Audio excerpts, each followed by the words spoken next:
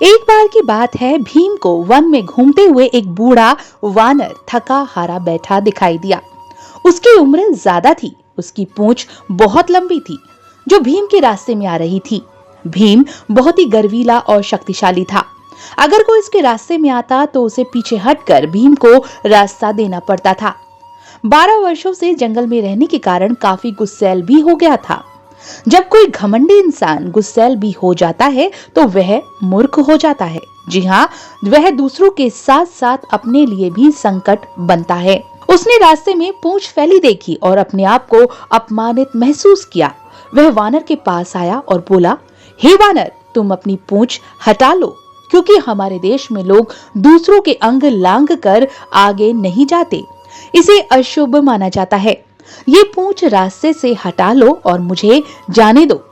बंदर ने कहा कि मैं इतना बूढ़ा हूँ कि अपनी पूंछ भी नहीं हिला सकता, तुम ही क्यों नहीं इसे हटा देते? भीम ने कहा, ठीक है। भीम ने हाथ नीचे किया और पूंछ को हटाना चाहा, पर वह तो टस से मस नहीं हुई। उसने अपने दोनों हाथों का जोर लगा दिया, पर फिर भी पूंछ नहीं हिली। भीम को विश्वास नहीं हुआ। भीम को अपने बल पर बहुत घमंड था और उसे लगता था कि वह धरती का सबसे शक्तिशाली प्राणी है।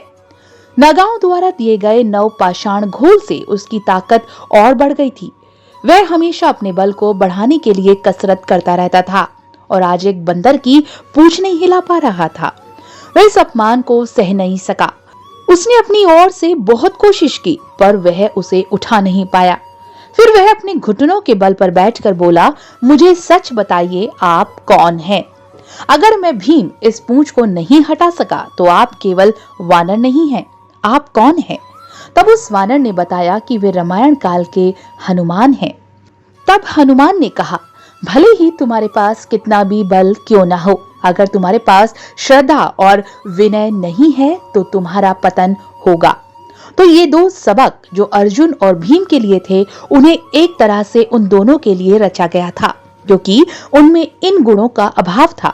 अन्यथा सब ठीक था, केवल उनके भीतर थोड़ा घमंड था। उन्हें लगता था कि कोई उन्हें हरा नहीं सकता। उन्हें लगता था कि वे कुछ भी कर सकते थे।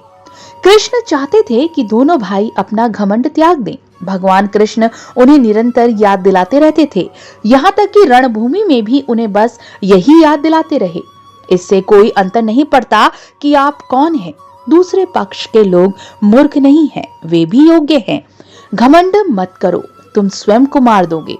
वे अर्जुन को निरंतर कहते कि वह शत्रु के तीर से नहीं मारा जाएगा, वह एक दिन अपने घमंड से मारा जाएगा। अगर उसने घमंड को नहीं छोड़ा तो उसे एक दुर्भाग्यपूर्ण मृत्यु का सामना करना होगा।